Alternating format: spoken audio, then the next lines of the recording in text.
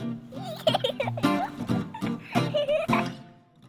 Wendy Garner for Children's of Alabama. Today we're talking about swimmer's ear, something that's all too common during the summer months. Joining me right now is Dr. Joe Jolly, who's a pediatrician at the Greenvale Pediatrics in Alabaster. So good to see you. Thank you. It's good to be here. First, differentiate between swimmer's ear and a regular ear infection. There is a difference. There is. A swimmer's ear usually takes place in the outside of the ear, in the ear canal itself, where a typical ear infection takes place behind the eardrum. It's pretty easy to identify the difference, right, for a parent? Yes, for a parent, because there's a lot more pain with swimmer's ear when you actually are touching the outside of the ear. Usually it even hurts for the child, maybe even put a shirt over their head at times. Just even a slight touch can be very painful to them. And sometimes there could be some pus coming out. Definitely a little bit of drainage coming out of there as well, and a lot of redness on the outside of the ear too. Okay. Swimmer's ear is more common in the summer months when the kids are swimming, of course. Exactly right, because of the name. But yes, it's this time of year when they're in the water more. How can we prevent this?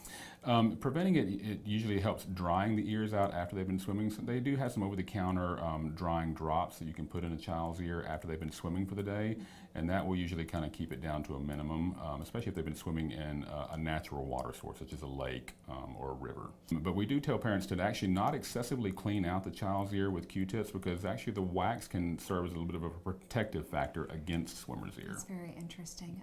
But it's very important to get it treated, right? Very important, because it's extremely painful, and you can get secondary infections that come along with it at times. But the treatment itself is pretty easy. Yes, we usually just do a topical ear drop. Sometimes there's so much swelling that we actually have to put a little bit of a cotton wick in the ear to help the drops get to the source of the infection. But it's typically the ear drops for about a week or so. And that's painless, and then it just falls out on its own. Exactly. Thank you so much for some very good tips on swimmer's ear. And Dr. Joe Jolly from Greenvale Pediatrics in Alabaster. And if you'd like more information on this and other health and safety topics, go to our website, childrensal.org.